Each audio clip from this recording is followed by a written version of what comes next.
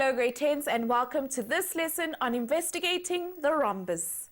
Let's join Amarshni as she uses a scalene triangle to show us the different properties of this quadrilateral. See if you can identify the scalene triangle. Remember that a scalene triangle is a triangle in which all the sides are of different lengths and therefore all the angles are of different sizes. So diagram 3 is a scalene triangle here. We can see by the markings that the sides are of different lengths. For this activity, we're going to be using right-angled scalene triangles. Now we gave Haley and Wesley a set of triangles like these to see what shapes they can come up with. Let's have a look. So here's how I made my shape. I reflected this from the short side and got this triangle. Then I reflected it over this side and got a quadrilateral. And now I've made a quadrilateral. I just can't remember what kind it is. I saw you doing that, so I decided to see if I could get a different shape from you. I reflected my triangle over this side here. Then I took the new shape and reflected it over the other side.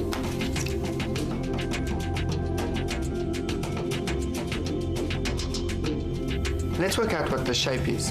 It must have equal sides because it comes from the original triangle. But there's no way that this is a square. Do you know what shape the learners made? Well, before I tell you, let's see if we can make the same shape. First, I reflect the triangle along this line here.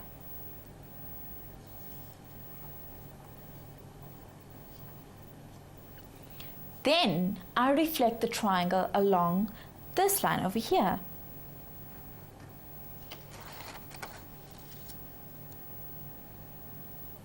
Now let's have a look at this on the board. Let's put our markings on our original right-angled scalene triangle. We know that the sides are all of different lengths, so let's mark that using different markings. We know that the angle at R is a 90-degree angle because we've been working with a right-angled scalene triangle. P is one sized angle and Q is another. I reflect triangle PQR using the mirror line QR. Now I'm going to call the reflected point of P on this side S. Now, how do we make a quadrilateral of the same sort from this shape here? This time I reflect the big triangle PQS over the mirror line PRS.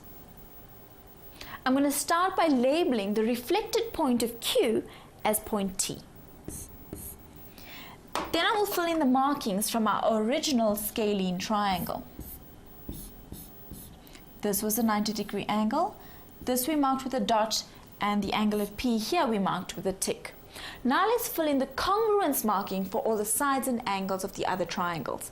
We know the triangle PQR was reflected here, which means PQ is equal to QS. And this was reflected here, so QS is equal to this line. And the same is true here. We also know that PR is equal to RS and QR is equal to RT. But because we're using a right-angled scalene triangle, the diagonals are not equal to each other. So PS cannot be equal to QT. What else? Of course, we need to look at the angles. Now we've made this shape from 4 congruent triangles. So when we reflected the triangle, this means that this angle at Q was equal to this angle, and this angle at P was equal to this angle at S. Then we reflected the triangle, which means that these two angles are equal to these two angles. And this angle at P is equal to this angle, and this angle at S is equal to this angle. Now, the angles at R are all 90 degrees. Now that we've filled in all the equal sides and angles, we need to name the shape. Do you know what type of quadrilateral QBTS is? This shape is called a rhombus. Take a good look at the diagram and all the information we have. I'm going to show you the same diagram without any of the markings so that you can fill in the properties of the rhombus yourself. quickly draw this diagram. Now fill in all the properties that you can think of from what we've done so far. Firstly, focus on the length of the sides. Then look at the size of the angles. What did you notice about the diagonals? Right, now let's check if you got the same answers as me. Did you get that all four sides are equal to each other? Did you get that these two angles here are equal to these two angles here? Did you also get that this angle at P is equal to this angle at P and this angle at S is equal to this angle at S? Did you also get that this angle here is 90 degrees and so are all the other angles here at R? What conclusions can you make about the angles in a rhombus? The opposite angles of a rhombus must be equal to each other.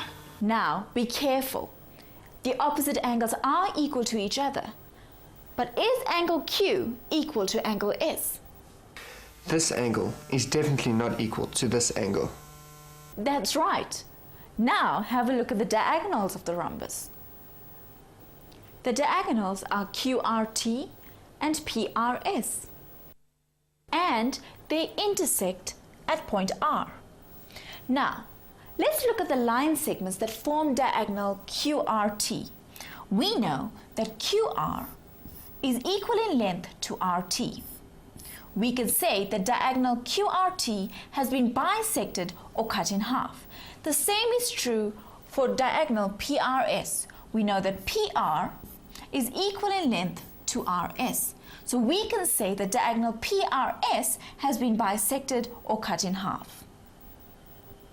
That means that even though the diagonals bisect one another, the diagonals are not equal in length to one another. Now, look at the angles at R. What do you notice? We can say that the angles are all 90 degrees. The diagonals are perpendicular bisectors of each other. Perpendicular because they are at 90 degrees, and bisectors because they cut each other in half. What else do we know about the diagonals? The diagonals also bisect the opposite angles. In other words, diagonal PS bisects the angle at P and bisects the angle at S. Diagonal QT bisects the angle at Q and bisects the angle at T. Wow! We have found out lots of things about the rhombus. For any geometric shape, you must be able to show its properties on the diagram. You will also need to be able to describe its properties in words. Now let's go over to our learners. I have given them each a rhombus to work with and asked them to investigate the lines of symmetry. Can you predict how many lines of symmetry you expect a rhombus to have? Let's see if Haley and Wesley can work it out for us. How can we fold this shape so that two parts fit exactly onto each other? Let's see if this diagonal is a line of symmetry or mirror line. Well, the parts fit exactly onto each other, so yes, diagonal is a line of symmetry. What about this diagonal? Yes, this works. What other possibilities are there? I've tried lots of lines and none of them work.